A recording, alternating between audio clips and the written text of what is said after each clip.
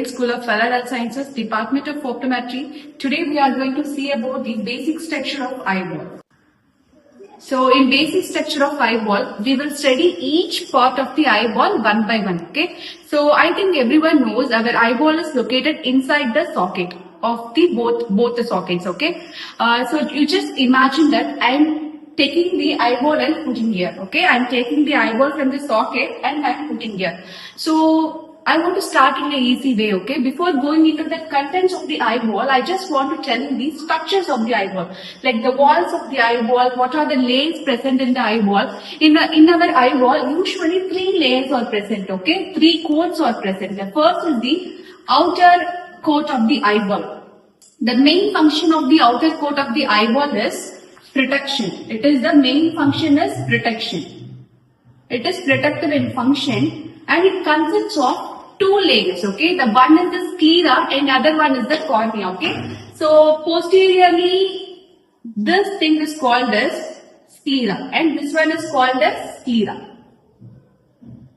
And sclera extends anteriorly as cornea. So in front of our eyeball, we have the cornea. So first we'll see the outermost coat of the eyeball, okay? So in outermost coat, the posterior structure is the sclera, okay? Sclera occupies around 5/6 of the eyeball.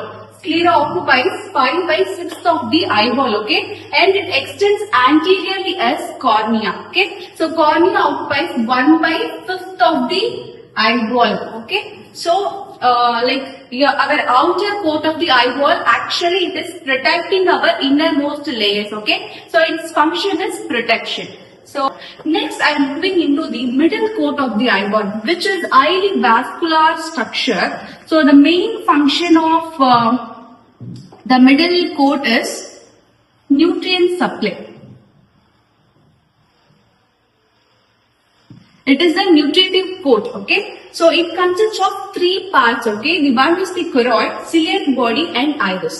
So posteriorly we have the choroid. So this structure which I am drawing in red is the choroid. So this structure is the choroid. Choroid moves forward and it gets thickened here, okay? This structure is called as ciliary body. So this structure is called as ciliary body. So from the ciliary body, there is the diaphragm, okay? The diaphragm occurs and this diaphragm is called as iris. So our choroid and ciliary body and iris are the 3 vascular structure which is located in the middle coat of the eye, okay? So already we have discussed the outermost coat of the eye, which is the sclera and cornea, and next is the middle coat of the eye where we have choroid. So this structure is called as the choroid and choroid extends as the ciliary body. It is a triangular structure, okay? So it is a triangular structure and it is thickened here, and from the ciliary body, there is an anterior extension called as iris. This is the diaphragm, okay? So it is the iris, okay? So you all know, okay? You have seen so many persons. Some of them will have like dark colored iris and some of them will have light colored iris. Did you imagine like why these people are having dark colored iris and some of them are having light colored iris? So I just want to tell you, the main pigment like melanocytes, the presence of melanocytes causes this kind of changes in the color of the iris. If the person is having higher amount of melanocytes, they will have like brown and dark colored iris, and if any of the persons having like some reduced amount of melanocytes will have light colored iris like blue color, gray and etc. Okay, so this is the middle coat. So in middle coat we have choroid, ciliary body and iris, okay? Its main function is nutrition supply, and we have already seen the outermost part. Outermost part we have sclera and cornea. The main function is protection. So all these 2 layers exist, all these 2 coats exist to protect the most delicate structure, the real structure, which is called as the retina. The sensory layer of the eyeball is the retina. The innermost coat of the eye is retina, like in retina, we have the two structure, okay? The outermost structure is called as the pigment layer, and the innermost structure is called as the neural layer, and we also call it as light sensitive layer, which has the rods and cones in it. The cells which are mainly responsible for the day and night vision is the rods and cone. Okay, let me draw the structure first.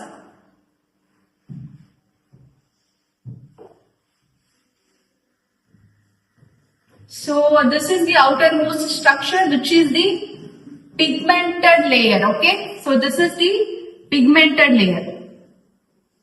Pigmented layer of the retina, okay? It extends from posteriorly and it ends till the iris. It extends till the iris, okay? So our pigment layer, it covers all the choroid and it covers the ciliary body and it extends till the iris, okay? So now I am going to tell about the neural layer, okay? So this is the neural layer.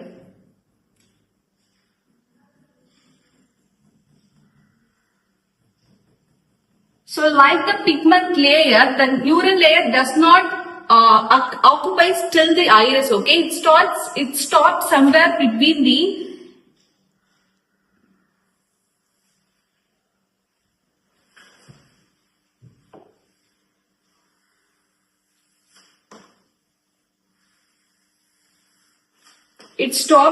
somewhere between the equator. This part is called as equator.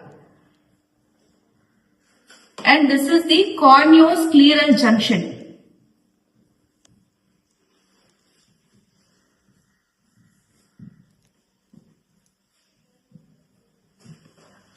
So our neural layer stops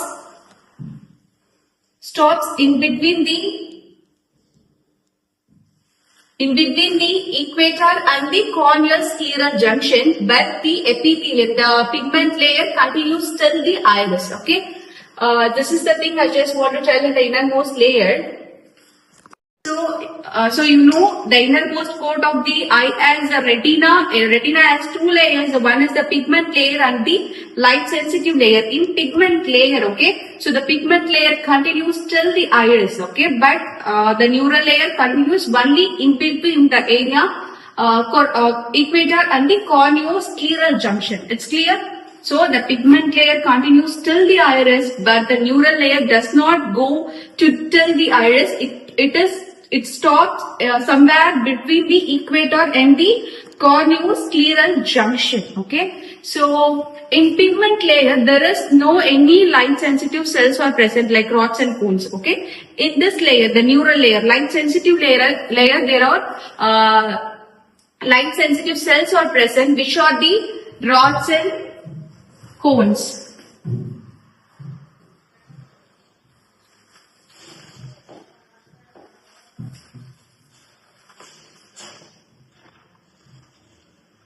Actually, what this rods and cones will do, okay, so when a light falls in the rods and cones, it acts as a transducer.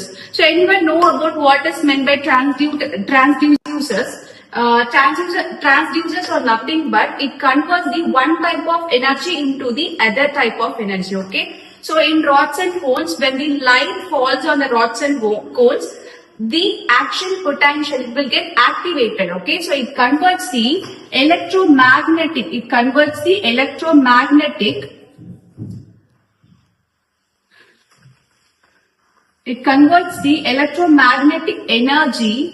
into electrochemical energy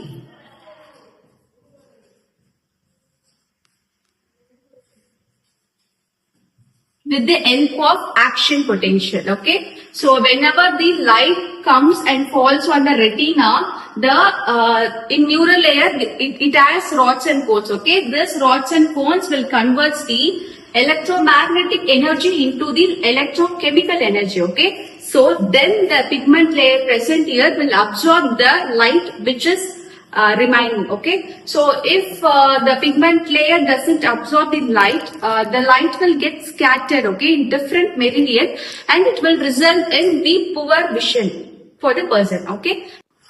So now we have seen about the outer coat of the eyeball, which is sclera and cornea, the middle coat of the eye, choroid, ciliary body and iris, and also we have seen about the inner coat of the eye, which is retina. It has two layers, one is pigment layer and other is the light sensitive layer. Okay, so we have completed the walls of the eyeball, the coats of the eyeball. Next, I want to tell you about the other structures which is present in the eye. Okay, so next we'll see the lens. Okay, so this is the lens. Okay, it is present here and it is connected to the ciliary body with the help of zonules. Okay, so this structure is called as lens, and this fibers, it is called as zonules or suspensory ligament. Suspensory ligament.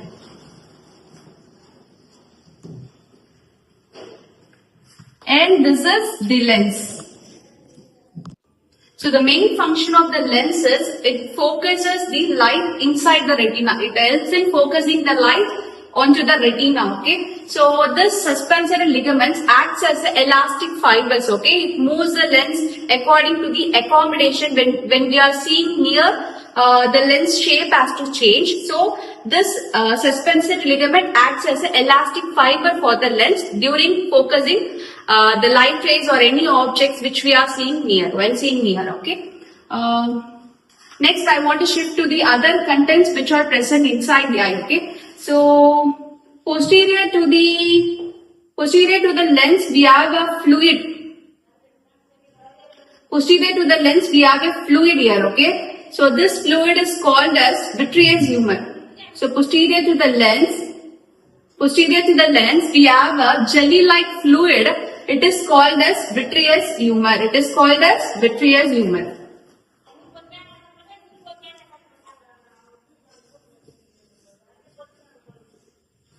Okay. So anterior to the lens, next to the cornea, we have a fluid structure. It is called as aqueous humor. It is called as aqueous humor.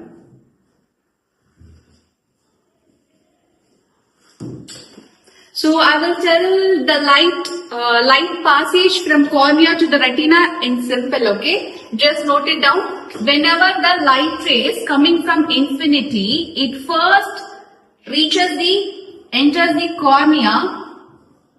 Next, it enters the aqueous humor, and it passes through this structure. Okay, the structure between the iris. A small hole, a aperture between the iris is called as pupil.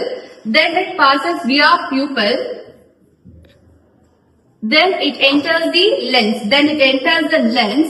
And it finally, then it enters the vitreous humor and finally reaches the retina, the most delicate and beautiful structure, retina. So it's clear. Whenever the light rays coming, okay, first it reaches the cornea, next it passes through the aqueous humor, then it enters the pupil, and then it enters the lens, and it passes via the vitreous humor, and finally reaches the delicate structure, retina. Okay, so what retina will do? So this neural layer is present. Okay, it will transmit the light, and with the help of these structures, with the help of the fibers, which is present, which is the optic nerve, and it finally reaches the central nervous system. So where we visualize the scenes which we are seeing. Structures again, I think it will be clear for you one by one. So we have already seen the outermost coat of the eyeball, which is the sclera. So this region is called the sclera, the posterior one. So this structure is called as sclera. And sclera extends anteriorly as the cornea. Okay, so this one is the cornea. So it occupies 5/6 of the eyeball and it occupies 1/5 of the eyeball.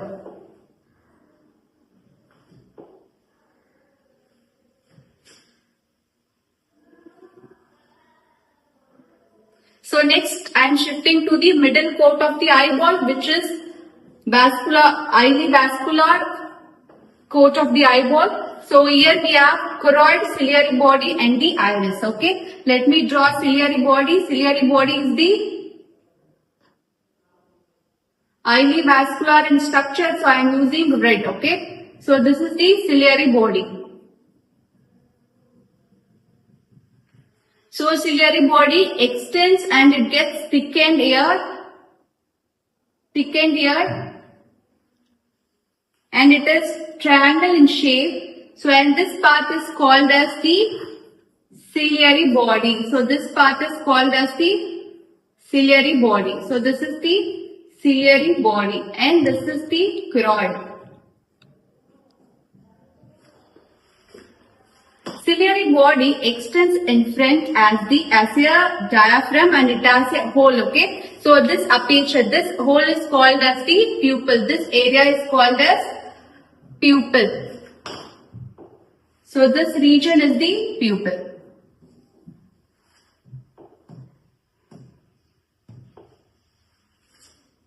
And this is called as the iris. So in middle layer we have choroid, ciliary body and the iris. Okay. Next we are shifting into the innermost coat of the eyeball. In innermost coat of the eyeball we have a delicate structure which is retina. Retina is divided into two layers. One is the pigment layer and the neural layer. Okay. Let me draw the pigment layer. So this is the pigment layer. Pigment layer extends till the iris, okay. It occupies all over the choroid and it occupies behind the ciliary body. It also occupies the iris, okay. So next structure is the neural layer, okay. So this is the neural layer. The second layer of the retina is the neural layer which has the light sensitive cells, the rods and cone.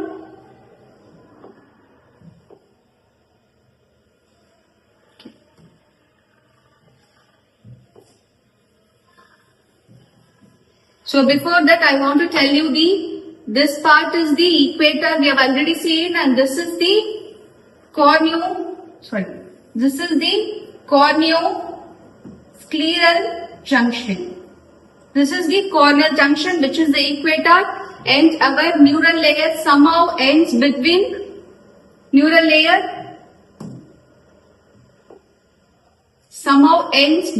the equator and the corneoscleral junction. Okay, it's clear. So we have seen the outer coat of the eye, sclera cornea, middle coat of the eye, choroid, ciliary body and iris, and innermost coat of the eye, retina, which has two layers, pigment layer and the light sensitive layer.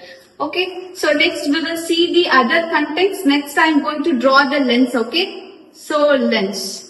So lens is attached to the ciliary body with the help of suspensory ligament. So this is the lens and it is the suspensory ligament.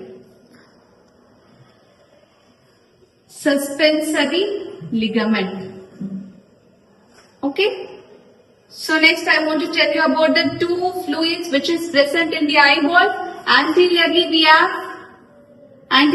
have aqueous humor and posteriorly to the iris we have vitreous humor. So this is the vitreous humor. Okay. So it's clear for everyone. Any other doubts? We have seen all the structures of the eyeball. So this is the basic structure of the eyeball. Okay. So thank you.